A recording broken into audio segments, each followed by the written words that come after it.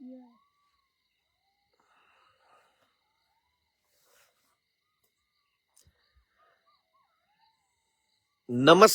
મિત્રો, આજે 25મી જાન્યુઆરી 2026 નો દિવસ એટલે કે પ્રજાસત્તાક દિવસની પૂર્વ સંધ્યા.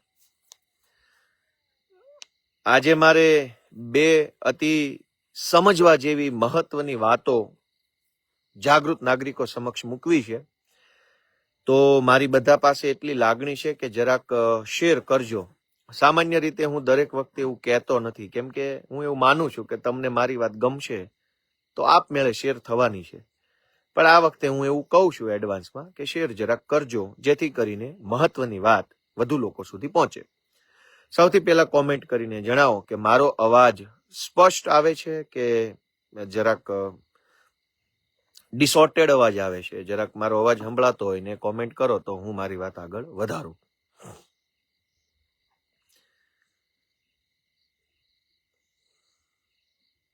તો મિત્રો, 25મી જાન્યુઆરી 2026 આવતીકાલની સવારે આખો ભારત દેશ પ્રજાસત્તાક દિવસની ઉજવણી કરતો હશે. 26મી જાન્યુઆરી 1950 આ દિવસે આપણા ભારત દેશનું બંધારણ લાગુ થયું, અમલમાં આવ્યું. પ્રજાસત્તાક દિવસની આપણે આવતીકાલે ઉજવણી કરીએ છીએ. હિન્દીમાં એને ગણતંત્ર દિવસ કહેવાય છે અને અંગ્રેજીમાં રિપબ્લિક ડે.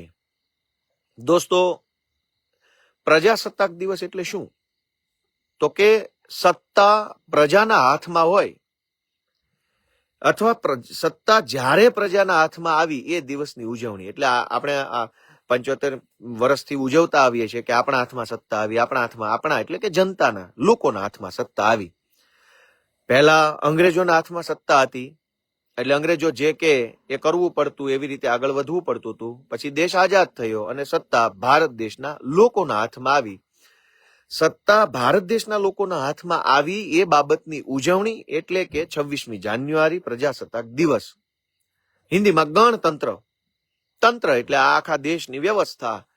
આ આખી વ્યવસ્થાનો કંટ્રોલ કોના હાથમાં છે? તો કે ગણ એટલે જનતા, જનતા એટલે પ્રજા, મતદાર, નાગરિક.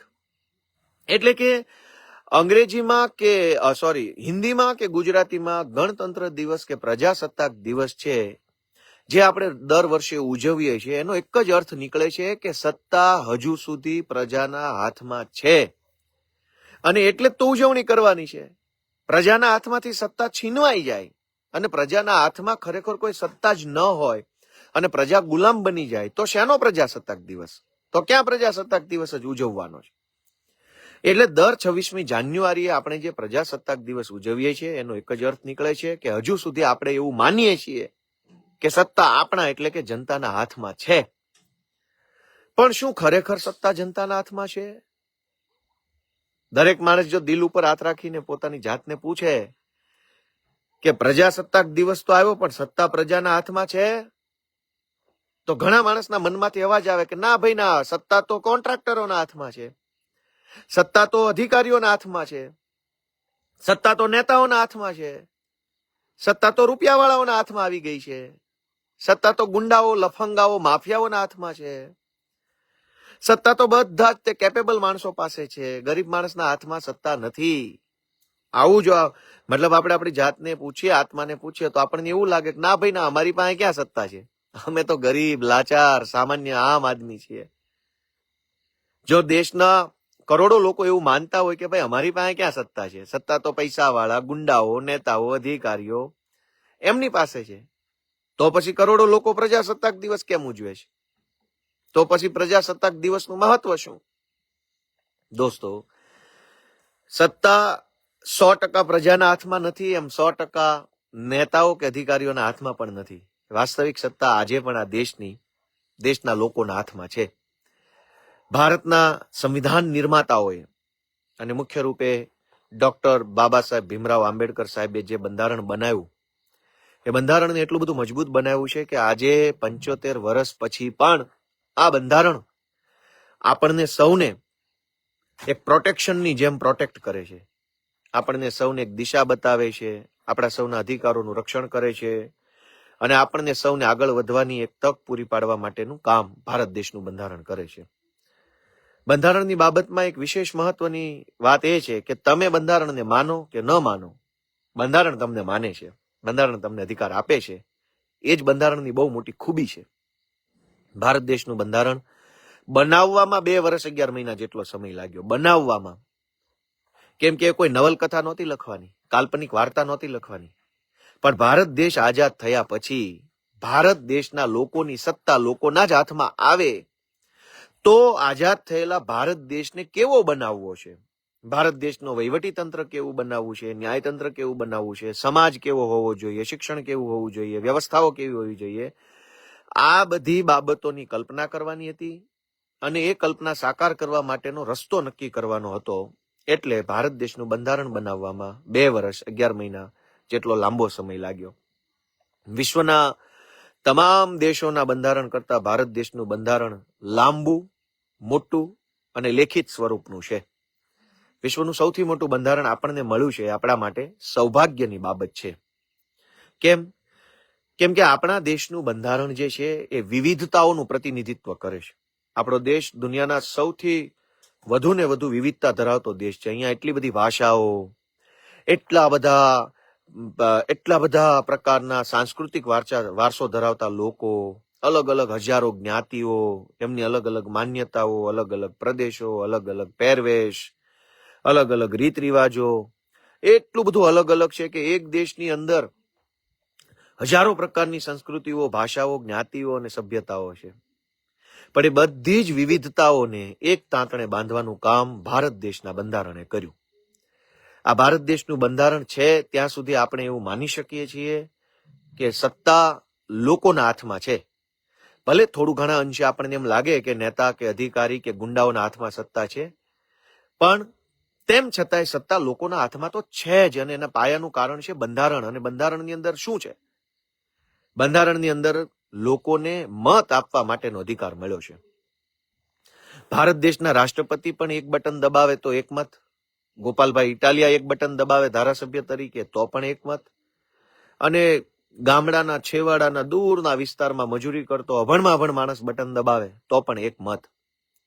એટલે ભારતનું બંધારણ દૂર અંતરિયાળ ગામડાની અંદર રહેલા સાવ ગરીબમાં ગરીબ માણસ અને ભારતના વડાપ્રધાન અને ભારતના રાષ્ટ્રપતિ, આ ત્રણેયને એક લાઈનમાં ઉભા રાખે છે કે આ ત્રણેયના મતની કિંમત તો એક જ છે. પહેલા આવું નહોતું. ભારતનું બંધારણ બન્યું એ પહેલા દુનિયાના અનેક દેશોમાં આવું નહોતું. કેટલાક દેશોમાં માત્ર રૂપિયાવાળા જ મત આપી શકતા હતા, કેટલાક દેશોમાં માત્ર ભણેલા લોકો જ મત આપી શકતા હતા, કેટલાક દેશોમાં માત્ર સમાજનો ઉચ્ચ વર્ગ, અપર કાસ્ટ, એ લોકો જ મત આપી શકતા હતા, કેટલાક દેશોમાં માત્ર પુરુષોને જ મત આપવાનો અધિકાર હતો. ભારત દેશ દુનિયાનો પહેલો એવો દેશ છે જે આઝાદ થતા વેત જ રાષ્ટ્રપતિથી લઈ અને ગરીબમાં ગરીબ માણસ સુધી બધાનો મત એક થઈ ગયો. અને આ કામ ભારતના બંધારણે કર્યું, આ કામ ડોક્ટર બાબા સાહેબ આંબેડકરે કર્યું. આપણને મત આપવાનો અધિકાર આપ્યો અને એક રસ્તો બતાવ્યો કે હવે તમારા મત આપવાના અધિકારથી ભારતને તમારે આવું બનાવવાનું છે. આવું એટલે કેવું? એ બંધારણના આમુખમાં લખ્યું કે ભારત એક બિન સાંપ્રદાયિક, સાર્વભૌમ, પ્રજાસત્તાક, લોકતાંત્રિક દેશ બનશે. હવે દેશ તો આપણે બનાવવાનો હતો, મત આપીને. જેમ કે ભગવાન આપણને આશીર્વાદ આપે કે ભાઈ ગોપાલભાઈના હાથમાં જાદુ શક્તિ આપી છે, આ માત કરશે એટલે જાદુ થશે. અને એ જાદુ કરીને ગોપાલભાઈ શું કરવાનું છે એ પણ કીધું કે તમારે સમાજને શિક્ષિત કરવાનો છે, જાગૃત કરવાનો છે, સમાજને હિંમત આપવાની છે, સમાજને એકજૂટ કરવાનો છે. આવું ભગવાને કીધું ને હાથમાં શક્તિ આપી. હવે શક્તિનો ઉપયોગ ક્યાં કરવાનો હતો? સમાજને જાગૃત કરવા, એક કરવા માટે, નીડર બનાવવા માટે, શિક્ષિત કરવા માટે. પણ આ વાત કરીને ક્યાં ઉપયોગ કર્યો? સમાજમાં ફાટફૂટ પડાવવા માટે, સમાજને ખાડે નાખવા માટે, સમાજને ડર ફેલાવવા સમાજની અંદર આવો ઉપયોગ થયો. ભારત દેશના સંવિધાનના નિર્માતાઓએ જ્યારે આપણને આપણા પૂર્વજોને, જેમ કે આપણે બધા તો જન્મા ન હોઈએ 1950માં કે 1947માં, એ સમયે આપણા જે પૂર્વજો હતા એને ભારત દેશના સ્વતંત્રતા સેનાનીઓ અને સંવિધાન નિર્માતાઓએ હાથની અંદર એક જાદુ શક્તિ આપી કે તમે આ માત કરશો ને એક બટન દબાવશો ને એવું ભારત બનશે. અને ભારત કેવું બનાવવાનું એ પણ આપણને કીધું હતું પણ ભગવાનની દયાથી આપણે બહુ સારું ભારત અત્યાર સુધીમાં બનાવી ચૂક્યા છીએ. એ બદલ આપણને સૌને ખૂબ ખૂબ શુભેચ્છાઓ. પણ દોસ્તો, આજે આવતીકાલે ખૂબ આખા દેશમાં ઉજવણી થશે, પણ એક વાત આપણે વિચારવી પડશે કે પ્રજાના હાથમાં સત્તા રહેવી જોઈએ કે જતી રહેવી જોઈએ. એ બધાએ આપણે આજે આ 25મી જાન્યુઆરી 2026 રોજ વિચારવાની ફરજ પડશે. અગાઉ ક્યારે આવો દિવસ નહોતો આવ્યો કે આપણે વિચારવું પડે, પણ આ 25મી જાન્યુઆરી ઐતિહાસિક દિવસ છે. 25મી જાન્યુઆરી 2026 દિવસ છે એ ઐતિહાસિક છે એટલા માટે કે આજે આપણે વિચારવું પડશે કે મુદ્દો આમ આદમી પાર્ટી, કોંગ્રેસ, ભાજપ, નરેન્દ્ર મોદી, અરવિંદ કેજરીવાલ, રાહુલ ગાંધી, આ કોઈ મુદ્દો નથી. મુદ્દો એ છે કે સત્તા પ્રજાના હાથમાં રહેશે કે પછી લફંગાઓના હાથમાં આવી જશે. મુદ્દો એ છે. અને આ મુદ્દો 2024માં નહોતો, 25માં નહોતો, 2019માં નહોતો. માત્ર ને માત્ર આ મુદ્દો 2026માં જ છે. કેમ કે ભાજપના માણસો સત્તાનો દુરુપયોગ કરીને હજારો લોકોના મતદાર યાદીમાંથી નામ કઢાવી નાખવાનું દેશ વિરોધી દુષ્કૃત્ય કરી રહ્યા છે, પાપ કરી રહ્યા છે. રોજ છાપાઓ ખોલોતા ખબર પડે છે કે હજારોની સંખ્યામાં અરજીઓ આપીને સામાન્ય માણસોના મતદાર યાદીમાંથી નામ કઢાવવામાં આવી રહ્યા છે. દોસ્તો, રાષ્ટ્રપ્રેમ એટલે શું? રાષ્ટ્રના ઝંડા કોલર ઉપર લગાવીને ફરવું એને રાષ્ટ્રપ્રેમ કહેવાય? જોર જોરથી નારા બોલાવે એને રાષ્ટ્રપ્રેમ કહેવાય? વિરોધ પક્ષોને ગાળો દેવી એને રાષ્ટ્રપ્રેમ કહેવાય? અથવા આપણા ભારત દેશના દુશ્મન દેશોને ગાળો દેવી એને રાષ્ટ્રપ્રેમ કહેવાય? કે રાષ્ટ્રની સિસ્ટમ મજબૂત બને એ માટે પોતાનું યોગદાન આપવું એને રાષ્ટ્રપ્રેમ કહેવાય? અને રાષ્ટ્રદ્રોહ કોને કહેવાય? હું આમ આદમી પાર્ટીમાં છું એટલે રાષ્ટ્રદ્રોહ થઈ ગયો? કે પછી રાષ્ટ્રની, દેશની વ્યવસ્થાને નબળી બનાવી નાખે, દેશની વ્યવસ્થા ખોખલી કરી નાખે, દેશની વ્યવસ્થાને ચૂથી નાખે અને આખા દેશની સિસ્ટમ ઉપર કંટ્રોલ ઉભો કરી લે, એને દેશદ્રોહ કહેવાય?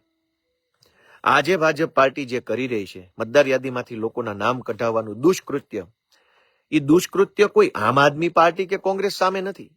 પ્રજાના હાથમાંથી મત આપવાની શક્તિ છીનવી લેવાનું દેશ વિરોધી, રાષ્ટ્ર વિરોધી પાકિસ્તાન પણ ન કરી શકે એવું હલકું કામ છે આ. મારા હાથમાં મત આપવાની સત્તા ભારત દેશના સંવિધાન નિર્માતા ડોક્ટર બાબા સાહેબ આંબેડકર અને સ્વતંત્રતા સેનાનીઓએ આપેલી છે. કોઈ ભાજપે ભીખમાં આપેલી સત્તા નથી. ગોપાલ ઇટાલિયા મત આપી શકે છે તો એ ભારતના સંવિધાનના કારણે આપી શકે. કોઈ ભાજપ કે નરેન્દ્ર મોદી કે અમિત શાહ કે આ ભાજપના 4 પૈસાના લફંગાઓની દયાથી નથી. જે મત આપવાનો અધિકાર 200 વર્ષ સુધીની લડાઈ લડ્યા પછી મળ્યો, એ અધિકાર આ ભાજપના માણસો કેવી રીતે છીનવી લેશે?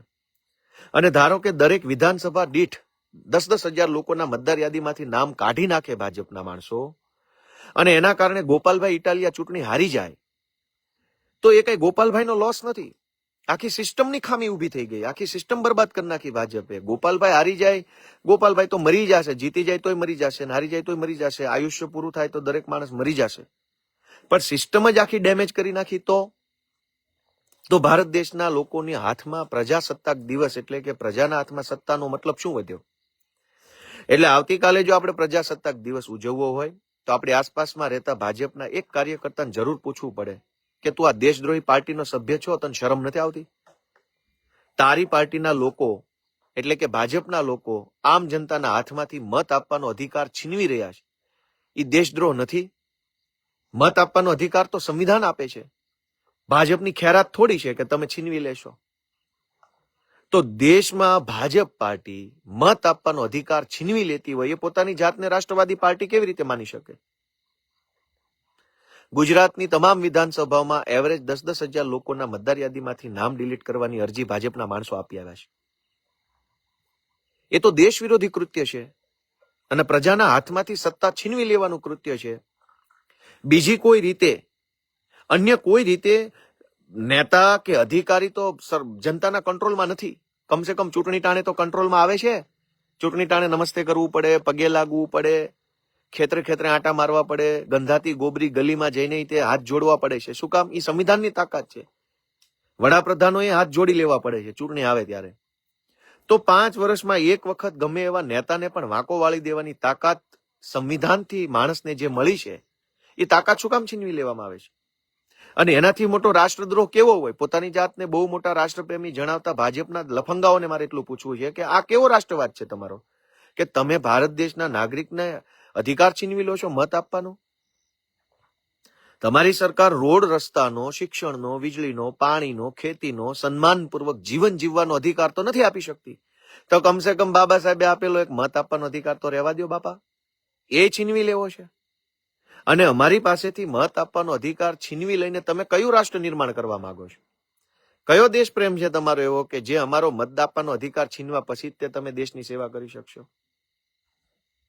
એટલે તમારી આસપાસમાં રહેતા તમારા કુટુંબ પરિવારના એક મિત્રને પૂછો કે ભાઈ તું આ દેશ વિરોધી પાર્ટીનો સભ્ય છો, તને શરમ બરમ છે કે તું બેશરમ છો? એટલું તો પૂછો. અને બીજી વાત કે ભારત દેશ ગુલામ કેવી રીતે બન્યો? સૌથી મહત્વની વાત, અને મારી આ વાત જેને જેને ગમી હોય ભૂલ્યા વગર શેર કરજો. તમારા અંગત સર્કલમાં, ગ્રુપમાં, ભાઈબંધો, દોસ્તારો, જ્ઞાતિના આગેવાનો બધાને શેર કરજો અને ફોન કરીને કહેજો કે ગોપાલભાઈનો જે વિડીયો મોકલ્યો ને પેલા એક વખત શાંતિથી આખો સાંભળી લે, પછી આપણે બે ફોન પર વાત કરીએ. ભૂલ્યા વગર. આપણો દેશ ગુલામ કેવી રીતે બન્યો એ ઘટના પણ સમજવા જેવી છે. કોઈ દેશ હોય, દેશ તો કેટલો મોટો છે, હજારો એકર ક્ષેત્રફળમાં દેશ ફેલાયેલો હોય. આ કોઈ રમકડું નથી કે આમ આમ બથ ભરી જઈએ એટલે થઈ ગયો ગુલામ. અવડું મોટું ક્ષેત્રફળ, હજારો લોકોને ગુલામ કેવી રીતે બનાવી શકાય? એ ઘટનાના મૂળમાં જવું જરૂરી છે. અંગ્રેજો જયારે આ દેશમાં આવ્યા ત્યારે ઈસ્ટ ઇન્ડિયા કંપનીના નામથી આવ્યા હતા, અને ઈસ્ટ ઇન્ડિયા કંપની અહીંયા મરી અને તેજાનાનો વેપાર કરવા આવી હતી. એને કઈ ખબર નહોતી કે ભારત નામનો દેશની અંદર શું ચાલે છે, કેવી વ્યવસ્થાઓ છે, કેવા લોકો છે, શું ખાય છે, શું કઈ ખબર નહોતી. પણ ભારત દેશના મરી મસાલા અને તેજાનાઓ છે એ ખૂબ સારી ક્વોલિટીના હતા. એટલે બ્રિટનથી ઈસ્ટ ઇન્ડિયા નામની કંપની અહીંયા સુરતના બંદર ઉપર પહેલી વખત ધંધો કરવા આવી. અને એ વખતના મુઘલ રાજાઓ પાસે એને પરમિશન માંગી કે ભાઈ અમારે અહીંયા ધંધો કરવો છે તો શું કરીએ? એટલે જે કઈ એ વખતના નીતિ નિયમ પ્રમાણે મુઘલ રાજાઓએ કીધું કે કઈ વાંધો નહીં, વેપાર કરો અને મજા કરો. કંપનીએ પહેલી દુકાન ખોલી ભારતમાં. ધીમે ધીમે ધીમે ધીમે દુકાન ખોલી, એમાં વેપાર કર્યો, એમાં પૈસા કમાણા, અને એ પછી ધીમે ધીમે એને ખબર પડી ગઈ કે ભારત દેશમાં શું ચાલે છે. એટલે એણે વેપારથી જે પૈસા કમાણા એ પૈસાથી મરી મસાલા નહીં, માણસો ખરીદવાનું ચાલુ કર્યું. કોઈને કોઈ લોકોને નાના મોટા પૈસા આપીને, લાલચ આપીને, હોદ્દાની લાલચ, ટિકિટની લાલચ, પ્રમોશનની લાલચ, ટ્રાન્સફર કરી આપવાની લાલચ, ટેન્ડરો આપવાની લાલચ, આવી બધી લાલચો આપીને માણસો ખરીદ્યા. અંગ્રેજો તો બહારના હતા, એને ક્યાં એની ભાષા આવડતી હતી, એને ક્યાં એના રસ્તા જોયા હતા, એને ક્યાં એનું શું વ્યવસ્થા ખબર પડતી હતી. એટલે આપણો દેશને ગુલામ બનાવવા માટે પેલા માણસ તો આપણો જ જોઈએ. એ આવીને અંગ્રેજી બોલે ને સીધા માનો કે તમે સમજી લો કે 1475 સાલમાં અંગ્રેજો અહીં ગુજરાત આવ્યા હોય ને આવીને સીધા અંગ્રેજી ફાડવાનું ચાલુ કરે તો અહીં કોણ સમજે? તો પહેલો સ્થાનિક માણસની જરૂર તો એને પડી હશે, પછી બીજાની પડી હોય, પછી ચોથાની, પાંચમાની, 18માની. તો પહેલો સ્થાનિક માણસ એને કોક મળ્યો હશે. એ કેવી રીતે મળ્યો છે? હાલ ભાઈ તને ટિકિટ આપી દઉં, તને પ્રમોશન આપી દઉં, તને હોદ્દો આપી દઉં, બોર્ડ નિગમનો ચેરમેન બનાવી દઉં, અથવા તને વિધાનસભાની ટિકિટ આપું, તને સંગઠનમાં, પ્રદેશમાં લઈ લઉં, તારે આ અમારી પાર્ટી માટે, અમારી કંપની માટે આટલું કામ કરીને લોકોને ગુલામ બનાવવાનું કામ કરવાનું છે. તો એ પહેલો માણસ જે 1475માં છે એ સંમત થયો છે કે સારું ભાઈ તમે ટિકિટ આપતા હશો તો હું લોકોને છેતરીને ગુલામ બનાવવાના કામમાં તમને મદદરૂપ બનીશ. આવી રીતે જ થયું હોય. નહીતર અંગ્રેજો તો અંગ્રેજી બોલતા હતા. પહેલી વખત આવ્યા ગુજરાતમાં, અંગ્રેજી ગુજરાતીનો આજથી 200-300 વર્ષ પહેલા ક્યાં મેળ કરવાનો હતો?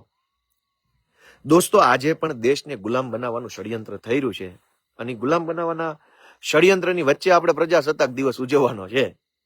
મજા આવે એમ કે ભાઈ નહીં, હું બહુ મોટો કટ્ટર દેશપ્રેમી માણસ છું, આમ છાતી ગદગદ ફૂલે, પણ ખબર ન હોય કે તમારો મત આપવાનો અધિકાર તો આ ભાજપના ભૂંડો છીનવી લીધો. શેના દેશપ્રેમી, શેના પ્રજાસત્તાક દિવસ ને શેનો રાષ્ટ્રધ્વજ લગાડીને શેના ફરવાના? તમારો મત આપવાનો અધિકાર જ છીનવી લીધો છે. અંગ્રેજો આવ્યા, એને માણસો ફોડ્યા, લાલચો આપી. આજ ભાજપ શું કરે છે? ગુજરાતના મોટા ભાગના કોખારાય હશે, કઈ બધા જ ખરાબ છે એવું આપણે માનતા નથી, પણ હું તો લાગણીપૂર્વક વિનંતી કરું છું કે અમે અમારો પ્રયત્ન કરીએ રાજકીય રીતે જે થતો હોય એટલો. બીજું શું કરીએ? કઈ કોઈને ફાંસી દેવાય છે અમારાથી? કોઈને ગોળીઓ નથી મારવાની.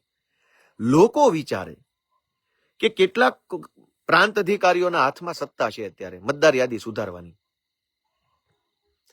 મતદાર યાદીની અંદર નામ ઉમેરવું કે નામ ઘટાડવાની સત્તા ગુજરાતભરના પ્રાંત અધિકારીઓના હાથમાં છે. ભાજપનો એક માણસ છે એ 1000, 10,000 માણસોના નામ કઢાવવાની અરજી પ્રાંત અધિકારીની ઓફિસમાં આપી આવ્યો. દાખલા તરીકે જુનાગઢ વિધાનસભા, ભાજપનો એક જ વ્યક્તિ 5,000 લોકોના નામના નકલી ફોર્મ પ્રાંત અધિકારીને આપી આવે. પછી પ્રાંત અધિકારીને ભાજપમાંથી ઉપરથી ફોન આવે કે ભાઈ ઉપરથી ફોન છે, તમારા કરવાનું જ છે. હવે ખેલ જોવો, અંગ્રેજોએ દેશને ગુલામ તો આ રીતે જ બનાવ્યો છે. પ્રાંત અધિકારી પાસે બે રસ્તા છે. યા તો એ મોઢા મોઢે ના પાડી દે કે નહીં ભાઈ, આવું દેશ વિરોધી કામ હું નહીં કરું, મારા દેશના નાગરિકોનો મત આપવાનો અધિકાર છીનવવા માટેના ખોટા ફોર્મ તમે રજૂ કર્યા છે, એ ખોટા ફોર્મ ઉપર હું સહી નહીં કરું, હું દેશભક્ત છું.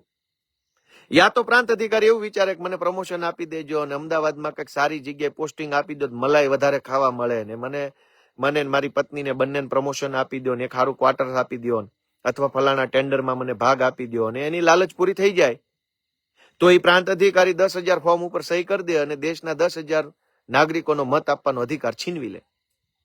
એમ આખા ગુજરાતના કેટલાક પ્રાંત અધિકારીઓ આવું જો કામ પ્રમોશનની લાલચમાં, બઢતી બદલીની લાલચમાં, સારું ક્વાર્ટર્સ મેળવવા, સારી ગાડીઓ મેળવવા, ટેન્ડર મેળવવા, કોન્ટ્રાક્ટ મેળવવા, મંત્રીઓની ચેમ્બરોમાં પોતાનો વટ પડે એ માટે થઈ અને જો 10,000 મતદારોના ખોટા ફોર્મ ઉપર સહી કરી દે તો દરેક વિધાનસભા દીઠ 10,000 મતદારોના નામ કમી થઈ જાય.